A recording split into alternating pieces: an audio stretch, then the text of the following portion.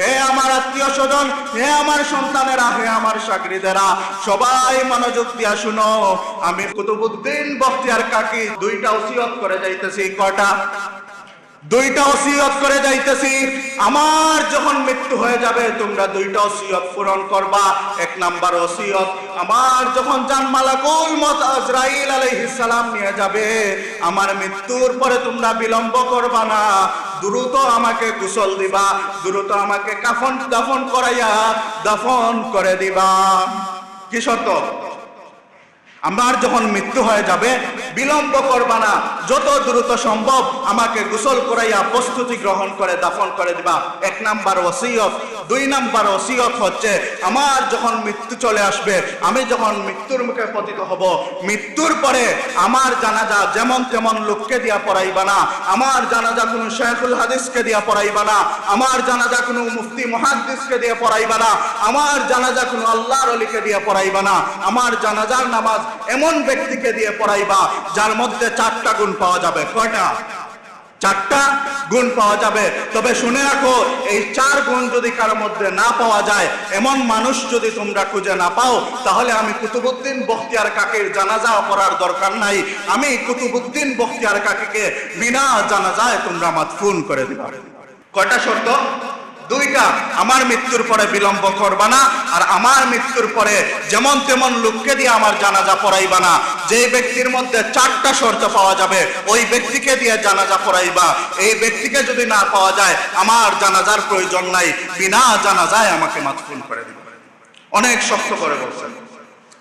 ঠিক কিছুদিন পরে মাইকের মধ্যে আওয়াজ আসলো, ইন্না লিল্লাহি ওয়া ইন্না ইলাইহি রাজিউন।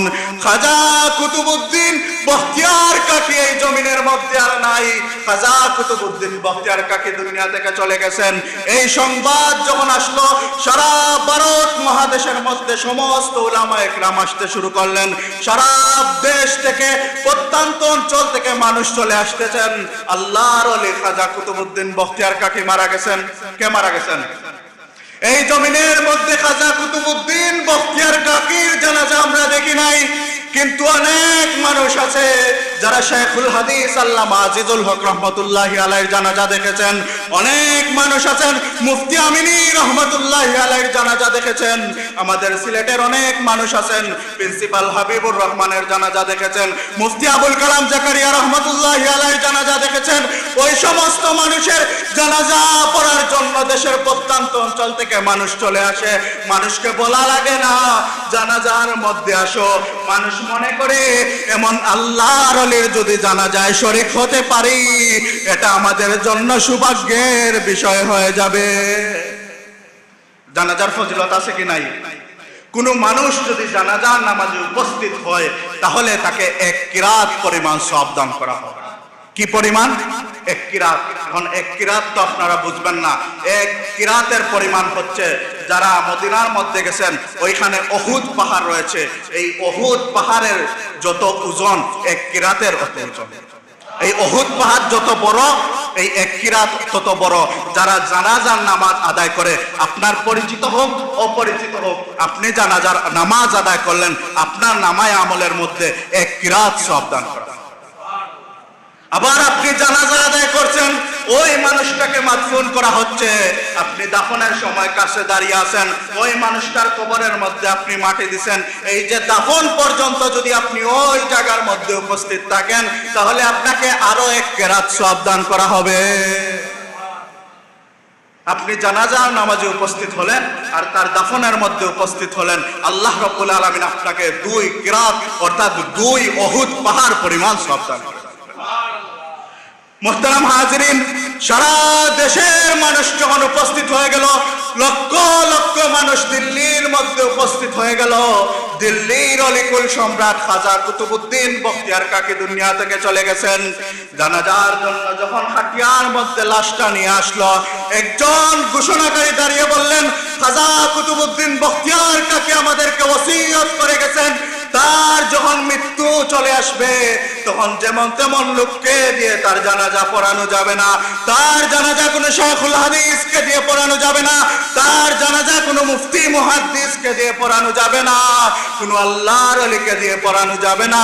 কিন্তু যেই মানুষের কাছে 4টা গুণ পাওয়া যাবে, ওই মানুষটা যদি একজন রিকশা চালক হয়, ওই মানুষটা যদি একজন শ্রমজীবী কৃষক হয়, ওই মানুষকে দিয়া খাজা কুতুবউদ্দিনের জানাজা পড়াইয়া দিবা। আর ওই 4টা গুণ বিশিষ্ট কোনো মানুষ যদি না পাওয়া যায়, তাহলে খাজা কুতুবউদ্দিন ওসিয়ত করে গেছেন উনার যার নামাজে জানাজার প্রয়োজন নাই, বিনা জানাজায় মাদফুন করে দিবা। কি 4টা গুণ? 1 নাম্বার গুণ, আমার জানাজার ইমামতি ওই ব্যক্তি করবে যেই ব্যক্তির যখন নামাজ ফরজ হয়েছে, অর্থাৎ প্রাপ্তবয়স্ক হওয়ার পর থেকে নিয়ে আমার জানাজা পর্যন্ত তার তাকবীরে উলা ছুটে যায় নাই। জুড়ে বলেন সুবহানাল্লাহ। কি বলছেন? যার নামাজ ছুটে যায় নাই না তাকবীরে উলা ছুটে যায় নাই? তাকবীরে উলা ছুটে যায় নাই, অর্থাৎ ইমাম সাহেব যখন প্রথম তাকবীর বলেন আল্লাহু আকবার, এই প্রথম তাকবীরে তার প্রাপ্তবয়স্ক থেকে নিয়ে আজ পর্যন্ত 1 ওয়াক্ত নামাজ ছুটে যায় নাই, এমন লোককে যদি পাও তাকে আমার জানাজার ইমাম বানাইয়া দিবে। এটা খুব সহজ গুণ না? কি বলেন? আর এই ধরনের গুণের মানুষ আমাদের এলাকায় শত শত আছে। কি বলেন? নাই?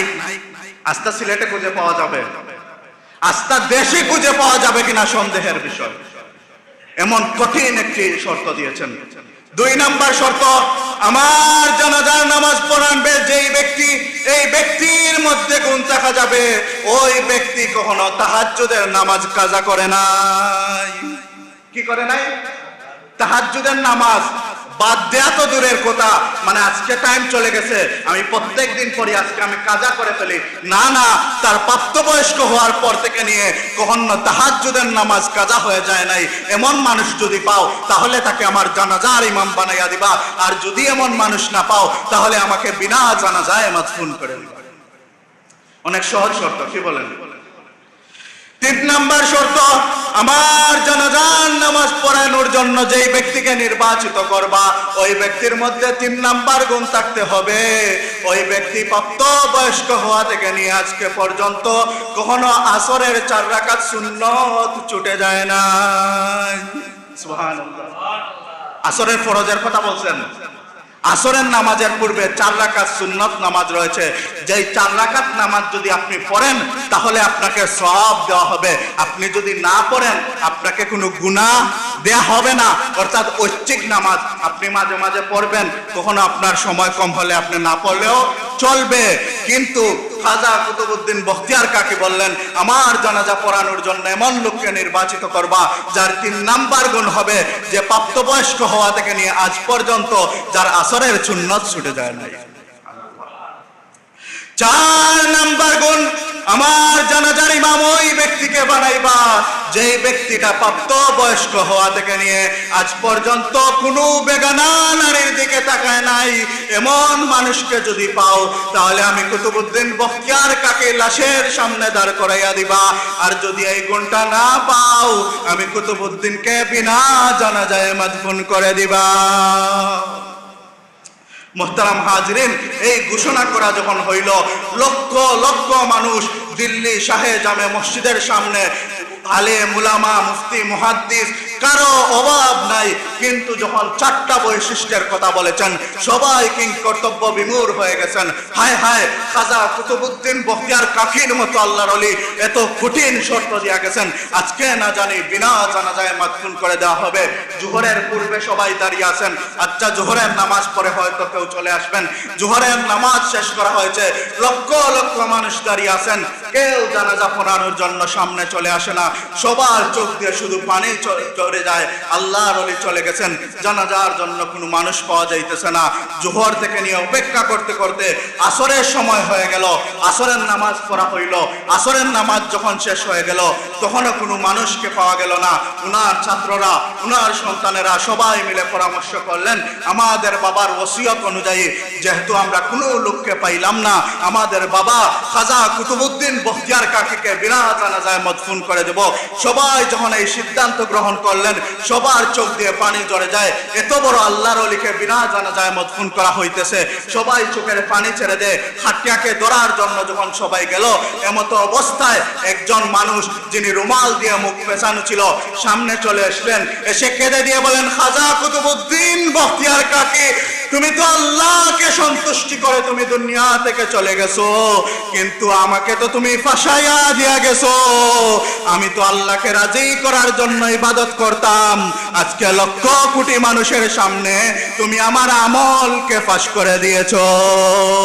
ও খাজা কুতুবউদ্দিন বখতিয়ার কাকী, শুনে রাখো, আজকে যেইভাবে লক্ষ মানুষের সামনে আমার আমলকে তুমি ফাঁস করে দিয়েছো, কাল কিয়ামতের ময়দানে আমি যদি আল্লাহর দরবারে আটকে যাই, ওগো কুতুবউদ্দিন বখতিয়ার কাকী, তুমি মৃত্যুর সময় যেভাবে আমাকে ভুলে যাও নাই, কাল কিয়ামতের দিনে আমাকেও তুমি ভুলে যাইও।